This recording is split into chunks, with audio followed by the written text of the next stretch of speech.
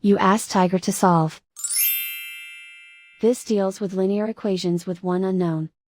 The final result is x equals 1 over 4. Let's solve it step by step. Group all x terms on the left side of the equation. Subtract 8x from both sides. Group like terms.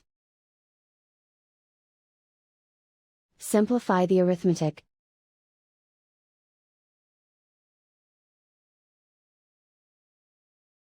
Group all constants on the right side of the equation. Subtract 1 from both sides. Simplify the arithmetic.